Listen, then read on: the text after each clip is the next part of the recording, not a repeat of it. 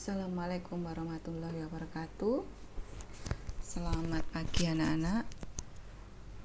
Bertemu lagi dengan Ibu di pembelajaran kimia yang pertama di awal pembelajaran kita pada kelas 12 ini ya. Di kelas 12 ini.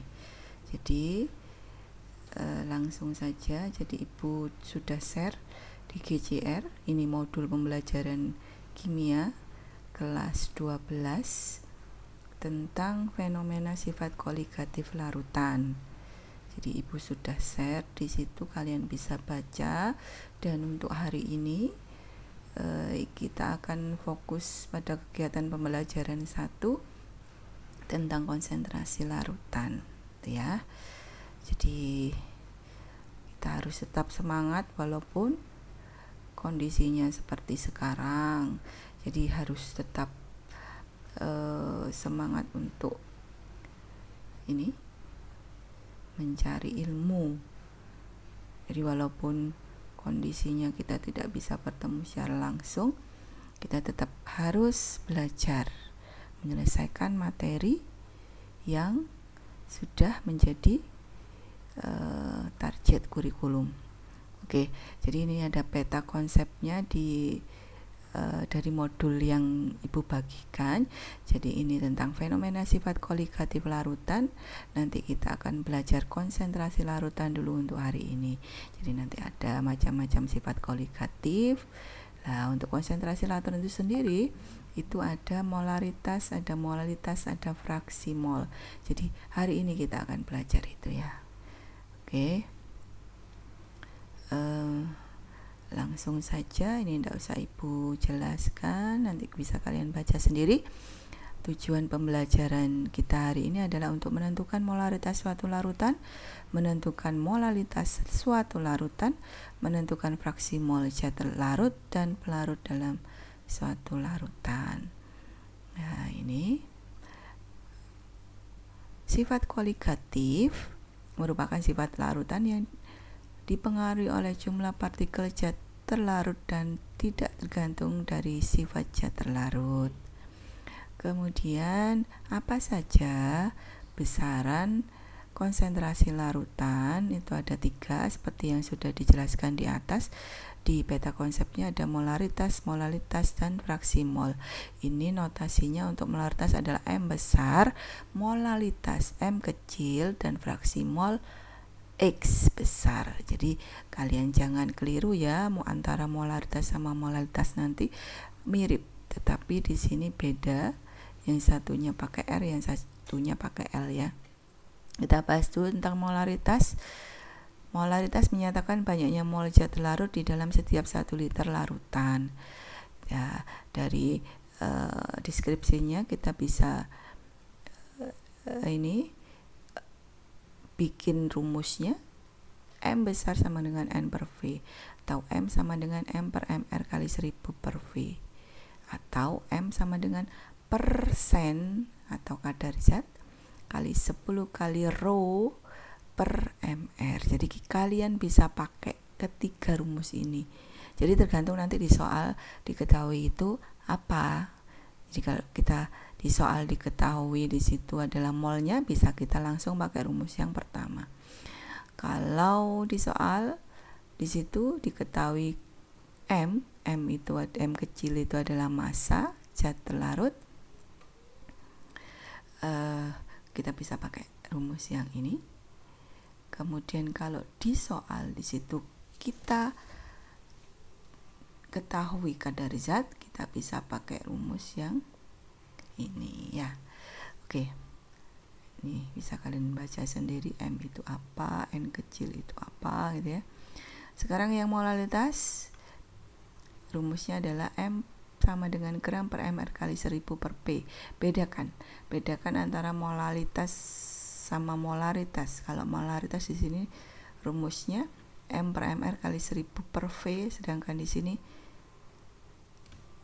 ini M per MR kali 1000 per P, satuannya gram ya. Beda ya. Jadi ini dalam volume, ini dalam gram massa. Ya. Kemudian untuk yang terakhir fraksi mol.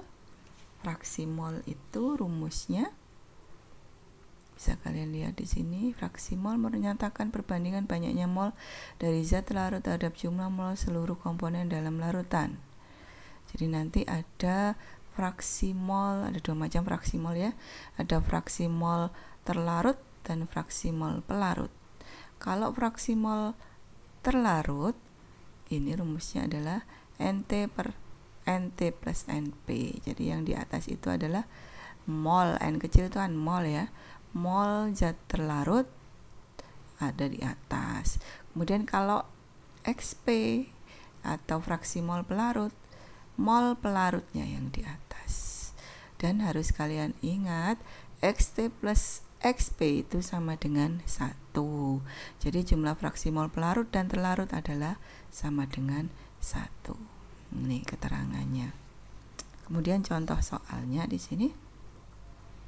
Sebanyak 1,8 gram glukosa dengan rumus strukturnya C6H12O6 dilarutkan ke dalam 100 gram air.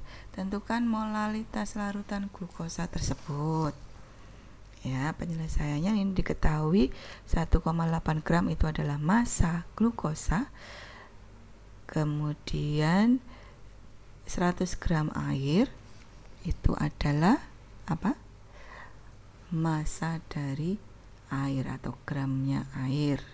Kemudian ARC-nya 12, hanya 1, O-nya 16. Itu AR-nya ya. Penyelesaian. Kita masuk pakai rumus yang molalitas M sama dengan gram per mR kali 1000 per P. Gramnya adalah gram glukosa 1,8. Kemudian mR-nya ini kita dapatkan dari, kita cari dulu mR-nya C6H12O6. Kemudian kita ini masukkan AR-nya, kita jumlahkan. MR itu kan, ini mengingat lagi ya, MR itu adalah penjumlahan AR-nya. AR unsur penyusunnya. Jadi kita dapatkan di sini nanti MR-nya adalah 180. Kalau yang lupa bisa buka lagi bukunya kelas 10. 1,8 per 180 kali 1000, ini dari rumus P itu adalah massa pelarutnya 100 gram. Kemudian didapatkan di situ dari perhitungan M-nya adalah 0,1 molal. Jadi molalitas C6H12O6 adalah 0,1 molal. Yang nomor 2, sebanyak 90 gram glukosa dilarutkan dalam 360 ml air. Tentukan fraksi mol masing-masing zat. Nah, pertanyaannya di sini berarti kita harus cari fraksi molnya zat terlarut sama fraksi molnya pelarut. Jadi kalian harus tahu dulu kalau fraksi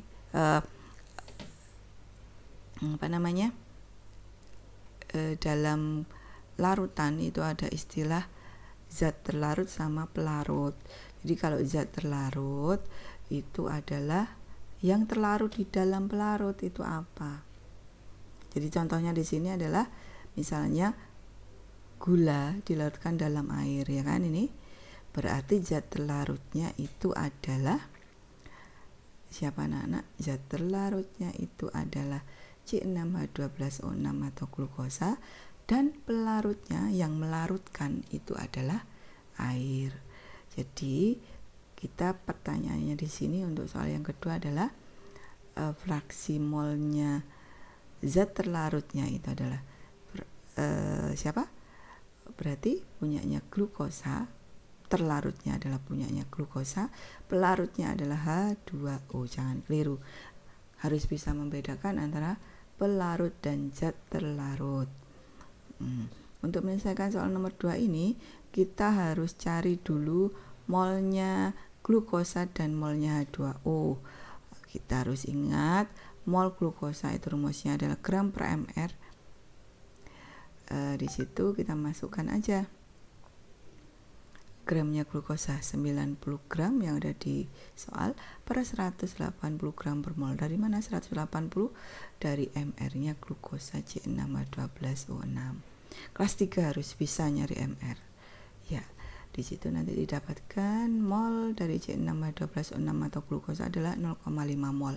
Untuk H2O sama gramnya di situ, volumenya atau gramnya di situ adalah 360 gram per 18. 18 itu adalah mR-nya H2O. H itu 1, berarti 1 kali 2, O-nya 16. 16 ditambah 2, 18. 20 mol. Baru kemudian bisa kita cari fraksi mol pelarut. Fraksi mol pelarut berarti fraksi molnya siapa? H2O. Berarti mol H2O-nya ada di atas. Mol H2O-nya berapa di sini? 20 mol. Kita masukkan ke sini per NT per plus NP. NT-nya 0,5, NP-nya 20. Dari perhitungan didapatkan XP-nya 0,98.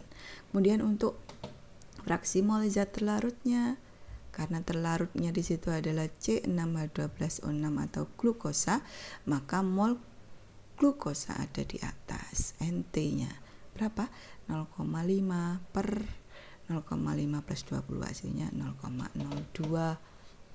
Ya, sudah selesai untuk pembelajaran kita hari ini. Untuk latihan soalnya bisa kalian baca sendiri, bisa lihat sendiri. Dan untuk pertanyaan bisa kalian chat melalui WA grup ya. Nanti bila ada kesulitan bisa kalian chat di WA grup atau langsung di KJR. Insya Allah Ibu akan menjawab.